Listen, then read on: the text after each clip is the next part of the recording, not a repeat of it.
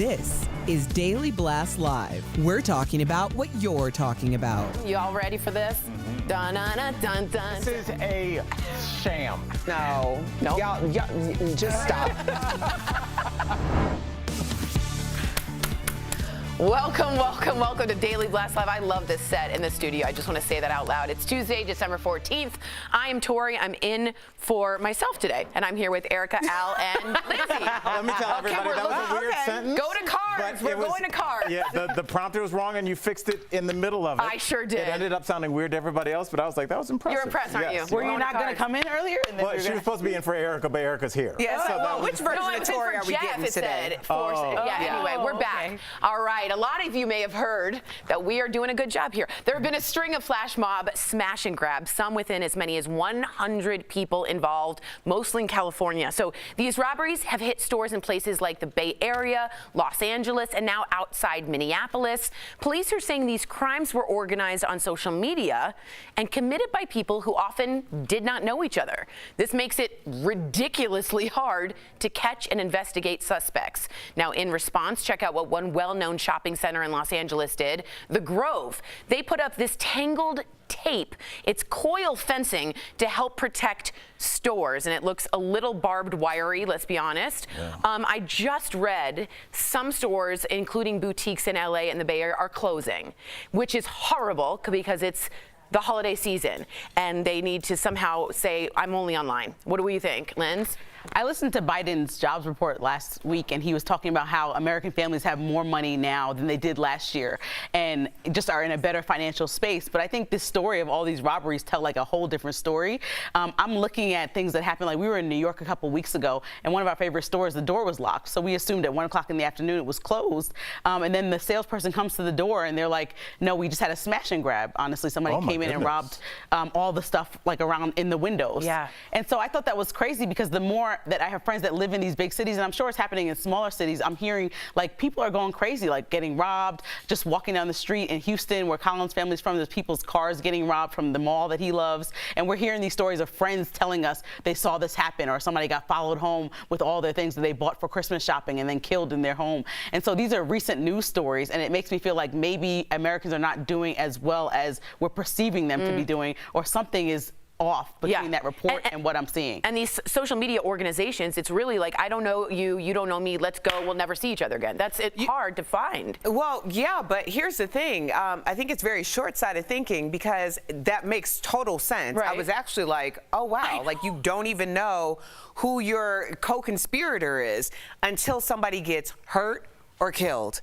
Now you're on the hook for something as a group or a mob that you may not have signed up for. I'll tell you, in the past couple of weeks, I have been to many stores, and I have seen very blatant theft happening in front. That's what I'm reading. Blatant. Wow. I'm reading like, it. I mean, where you're. One time I was standing at the standing with the cashier.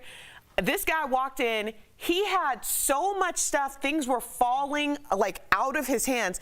And he just casually walked out the door. And I looked at her, and then I'm like looking at the guy. She goes, there's nothing we can do. That's what they're saying. They're saying there's literally, and when they overtake you with that many people out, what can you do? You can't do anything. You lock the doors. Well, no, what you're going to do is you're going to put everything online. Yeah. And I think that, you know, I think we're starting to see it a little bit with our kind of fast food business. We're starting to see them shut down the dining room, shut down the restroom area, and just either serve food or deliver food because of the people yelling, the anti-masker kind of people. And I think we're losing the privilege of saying when we talk about retail. If stores are getting robbed, if employees' lives are at stake or their physical health is at stake, they'll just shut it down and sell it online. So we'll have downtown shopping areas where every other one is store for rent signs, because we can't handle it. And also, let's be honest, this is a country that puts the American dream in your face, Lindsay.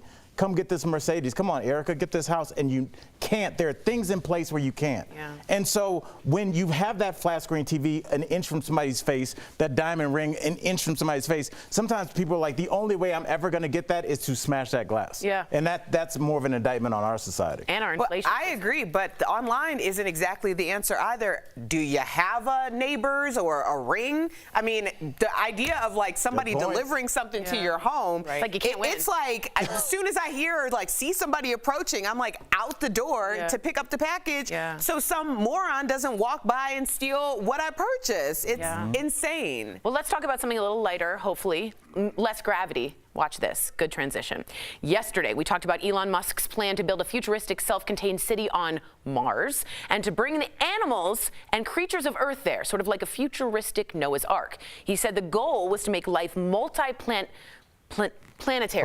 I said it right. But experts are skeptical. They say it's a huge challenge to raise livestock on a planet without oxygen.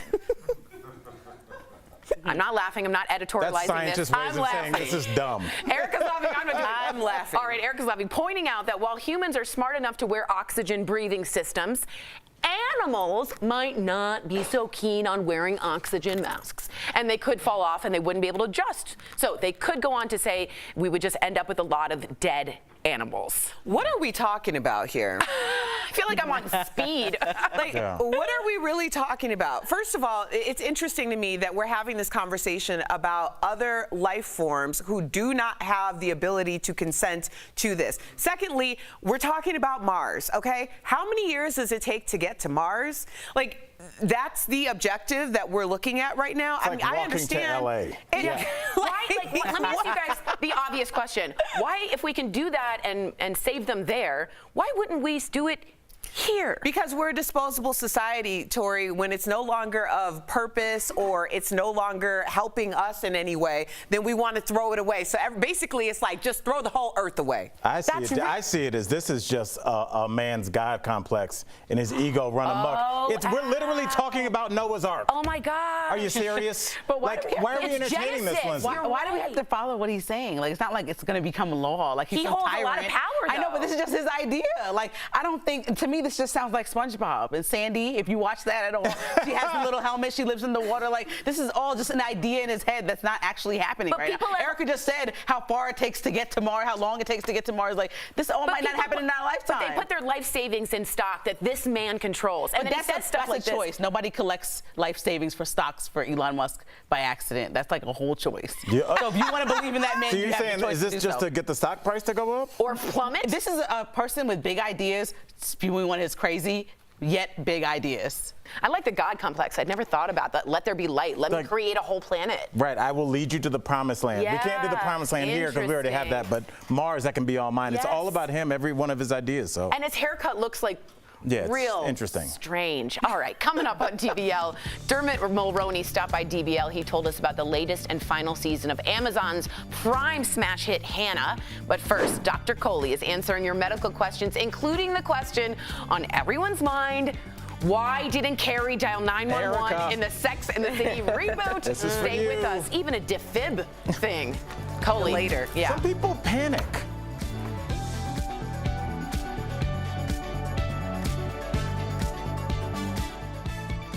Closed captioning provided by We've All Got...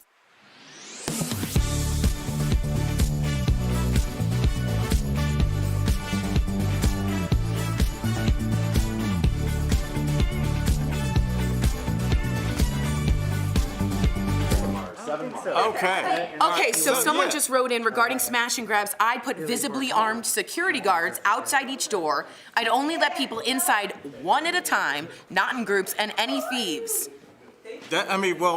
I'll say this. In other countries, where are we living now? Well, when you go to the bank, I've been to Costa Rica a lot. I have friends that live there, and when you would go to the banks, there would be 2 armed security guards with Uzis. But I don't want to live like that. Do you? I don't want to listen. Do you? I don't want. She says no. You shake say the that, camera, but no. It's amazing what you can get used to. Yeah, you're totally. And it's like masks, I got used to. Do you remember when right after was it 9/11 at the airport, they were the military was there with M16s? You're totally. Oh, in D.C. they had dogs every time they went on. But legit guns. No, you're right. They had full arm, and you weren't allowed to stand up. But can I just be honest? Is this what Lindsay said is because of inflation and because we aren't doing as well? Is this due to stress? Is this due to consumerism, or is it all of the above? Because something has clearly shifted with the decency and like sort of the all-around responsible community we felt we all had, right? Just like the normal society standards we all had. Are you saying that we're the first society that's had robberies? No, I'm saying this is the first one. We're going kind of like Purge. It's becoming like that movie where there's no care. What's worse, a flash mob that steals things or just a regular flash mob? I love flash mobs. Ready? 5, 6, 7, 8. 1, 2, 3, 4, 5, 6, 7, 8. I would rather it's a robbery than to sit Hear there. you like a flash mob. Is that how you feel about candygrams too? Like, Yeah. okay. Well, no. There's a pie lady here in Denver that comes to your house, sings show tunes, and she's a drag queen. She came to our house for the inauguration. It's I'm turning 40 in oh January, my God, it's the y'all. greatest thing. Get me. Pie You queen gotta if stay you're in on Denver. that. Oh my God. With the Aquaphor? You have to, yeah.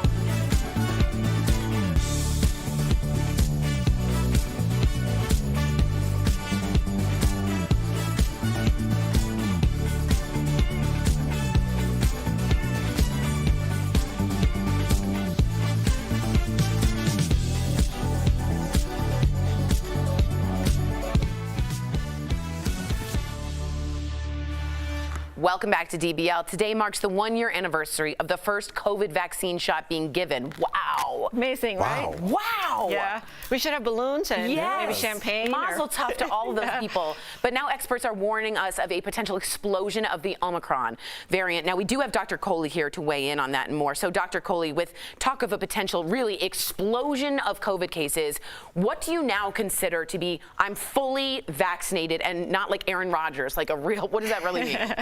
Great question. Thank you. So I want to start by saying that the CDC has not released an official formal definition. In fact, just That's this not morning, helpful. Rochelle Walensky was asked on the Today Show, and she would not commit. But I'm going to commit. So, in my opinion, as a medical professional, fully vaccinated no longer means 2 doses of the messenger RNA vaccine. It means 2 doses of the messenger RNA plus your booster, or 1 dose of the DNA vaccine, which is Johnson & Johnson, plus a booster. And the reason is because the antibodies have just gone down. So you're not protected anymore with just those 2 or just that 1. See, our doctor commits. I like it. Well, you know, there's some good news because I keep hearing about this COVID pill. I've seen the headlines and I'm like, I don't know if that's clickbait. I don't know if I should click on that. But there's apparently good news with it. What is the COVID pill and what's the good news and should we take it? So up until now, Al, we got sick with COVID. We just wait. We give tincture of time and see what happens. Now we have a treatment that could potentially be given to outpatients, so you don't have to go to hospital, and it could change the trajectory of the illness. So if it's taken within 3 days of your symptoms, it can reduce your chance of getting in the hospital or dying from COVID by 89%. Oh my goodness. Amazing, right? Why is this not a bigger deal? Well, it is a big deal, but the idea here is not let me just go and get COVID because it's going to be milder. The idea is we have now something for damage control. The other cool thing about this is it works to prevent viral replication. So we feel like the variants won't be as resistant to it because it's not involving that spike protein that's what's mutating. We need to like brand it like COVID pills. I think we should go with that. Yeah. I think you're wasting your talents here to be in advertising. Yep. Yeah, that's a good way to wrap that on that COVID news, because I have a really serious question, Doc. So Sex and the City fans are really debating on this. If Mr. Big would still have been alive, had Carrie just called 911 immediately after finding him in cardiac arrest? Now, one cardiologist is saying that had she called 911, that wouldn't have assured that he would still be alive. But I beg to differ, so I'm wondering what your medical opinion is. And a defib, ask your question, wouldn't they have a defib? Yeah, don't most buildings, especially a building where an apartment is $12 to $15 million, don't they have a defibrillator? But who knows where that is? It's in the lobby, Al. Oh yeah, don't forget the defib location. What? What are you talking about? You know, first of all, that shows how long it's been since you've lived in a high-rise, because we know where the defibrillator is in the high-rise. I just like that you think I lived in a high-rise. Okay.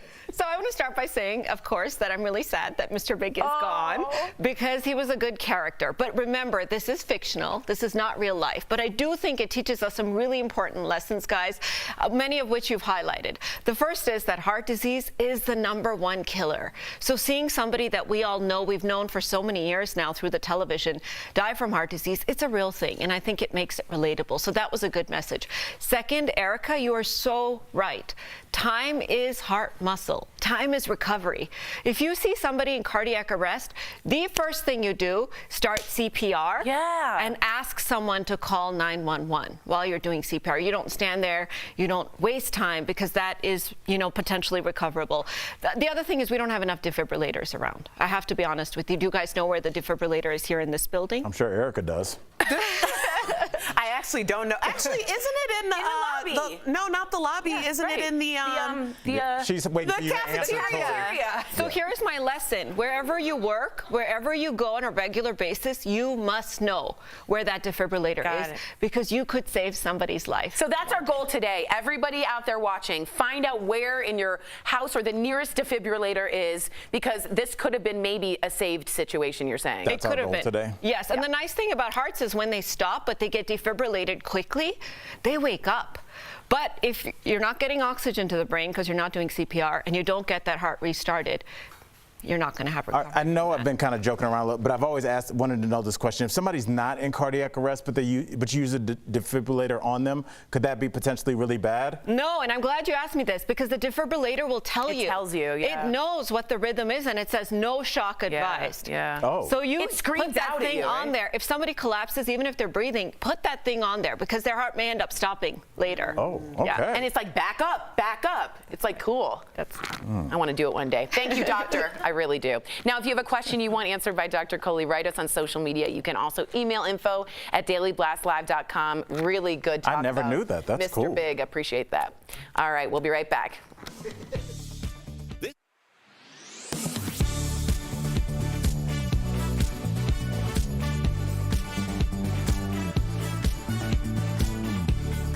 Some school districts are starting to mandate students get the COVID-19 vaccine. One group opposed to the vaccine mandate in San Diego schools posted this picture on Instagram that has almost 2,000 likes, claiming a district is using syringe icons next to students' names to track vaccination status. The group claims the system violates their rights under the Health Insurance Portability and Accountability Act of 1996, better known as HIPAA. So let's verify. Are school districts subject to HIPAA rules? Our sources are the U.S. Department of Health and Human Services and the Centers for Disease Control and Prevention. HIPAA is a federal law that protects a patient's sensitive health information from being shared without their knowledge. The CDC and HHS saying it only applies to 3 covered entities: healthcare providers, health plans, and clearinghouses, like billing companies. School districts are not on the list. In fact, HHS explicitly says, quote, "The privacy rule will not provide protections to the immunization records maintained by a school because the school is not a HIPAA-covered entity." So it's false that school districts are subject to HIPAA rules, although some states and local governments may have their own privacy rules that limit the sharing of student immunization records. With your Verify, I'm Brandon Lewis.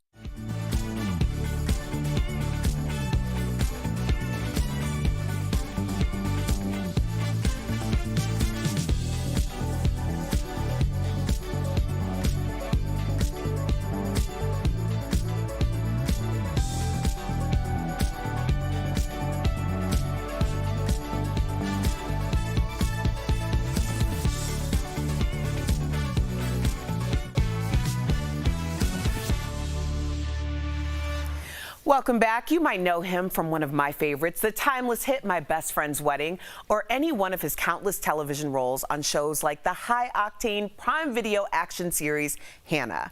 Earlier, we got to chat with actor Dermot Mulroney about the last season of Hannah. Take a look. Dermot, let's jump right in. We want to know, who'd you pick to be your best friend today of your best friend wedding co-stars, Julia Roberts or Cameron Diaz? No, that's not even fair. That's that's divisive thinking. I love them both. If you mean Cameron and Julia, try me. There's no way to answer. I think that's answered by a true pro. True pro right there. I love it. So what makes Julia's laugh so infectious to you? Well, noted that Cameron has one also, so that answers the previous question in that way. There you go. Makes it further even more difficult to answer either of these, but it's a glorious thing when you see it on film, each of them, or any actor's face that breaks like that with such a beautiful authenticity. What was it like training with your Hannah co-star Esme Creed Miles? Well, here too, you're asking about a person I adore. She's incredible talent. I know we'll see wild and wonderful things from her. What you see in Hannah, I guess I'm just going to spoiler alert the whole series. We know it's coming to an end after this season.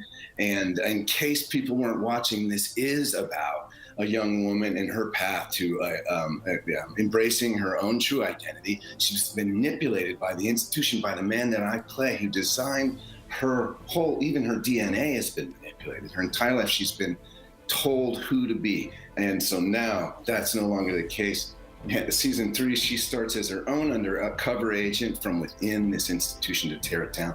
And she's assigned me. She shot me in the arm at the end of season 2. Now she's got me inside my own program as a spy who's now a mole. So it's really a fun series and a great character they gave me to work with this terrific, super talented young actress, Esme.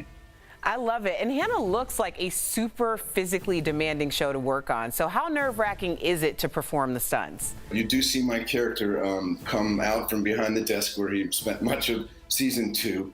The whole mess that he created in a moment of, an alcoholic and alcohol-induced blunder.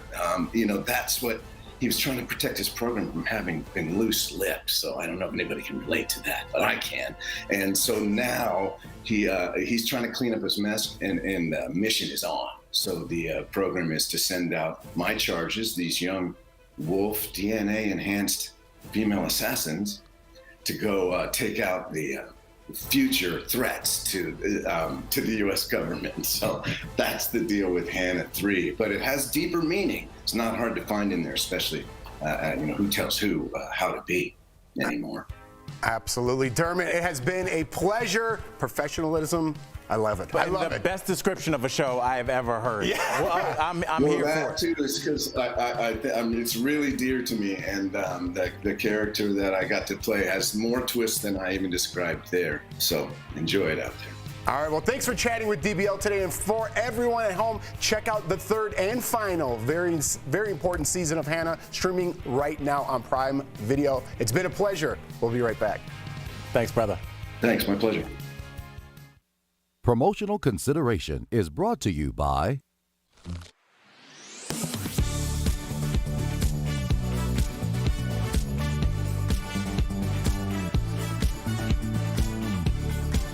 Omicron being named a variant of concern. Health officials are encouraging people to get vaccinated and boosted against COVID-19. As cold and flu season ramps up, recent online searches show some people are wondering if they can still get their vaccine shots if they're experiencing cold symptoms. So let's verify. Is it safe to get the COVID-19 vaccine or booster if you have a cold? Our sources are the CDC, the White House, Dr. Katrina Miller-Parrish, a family physician at LA Care Health Plan, and Dr. William Schaffner at the Vanderbilt University School of Medicine. If you have mild symptoms of a cold and are just feeling a little bit out of sorts, it's perfectly fine to go ahead and get your influenza vaccination or your COVID vaccination, whether it's your first dose or your third, it doesn't matter. Go ahead, get that vaccine. However, if your symptoms are severe, like a fever over 100 degrees, Dr. Parrish tells Verify it's best to wait it out a bit. There are two main times when you should not go get the vaccine. If you are so sick that you can barely get out the door, probably not a good time to be going out in public, and probably not a good time to get the vaccine. She says the other main time is if you have COVID-19 or have been exposed to it. Then she recommends staying home to minimize contact with others. So it's true.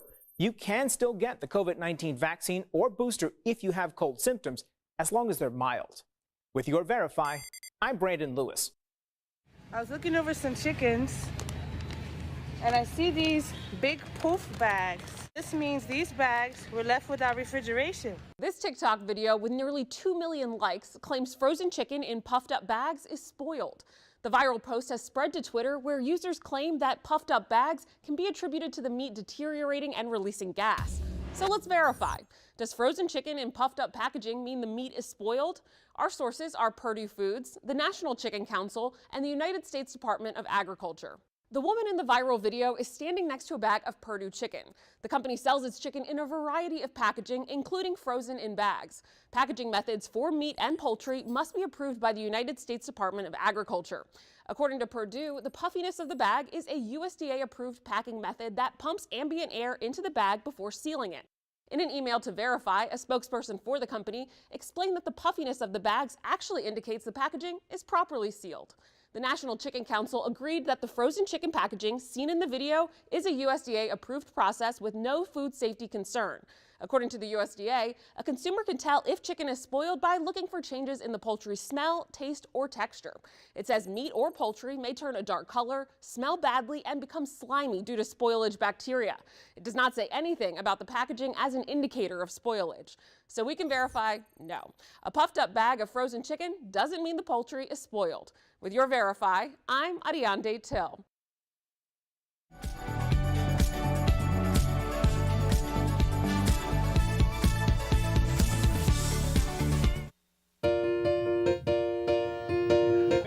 Listen, this past couple of years has been so crazy. Let's express gratitude for this year and all of the amazing gifts that are coming in 2022. This year, let's try and put aside all of our differences and just be together and really be present in the moment. From the Shulmans, happy holidays! From me and my family, we truly want to thank you over the years how much support you've given me and our whole team. I know the holiday season can be difficult for some, and I just want to let you all know that you're not alone, and I'm wishing you a holiday season full of love and light. From all of us here at Daily Blast Live, we want to wish you Happy holidays. Happy holidays. And a healthy new year. And my baby said happy holidays.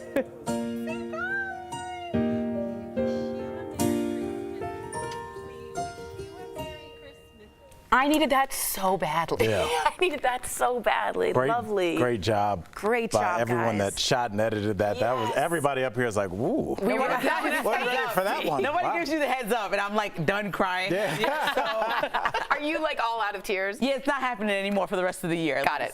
It's only a couple more weeks. I think I can hold it down. We're gonna cut some onions, see if that's true. All right, welcome back. If you're hoping to avoid the holiday weight gain this season, we've got some tips. We're chatting about it in DBL's Focus on Fitness, presented by QB. So according to experts, exercise snacking is a perfect way to ensure you fit enough exercise into your busy holiday schedule. So they recommend doing short bursts of exercise 2 or 3 times a day.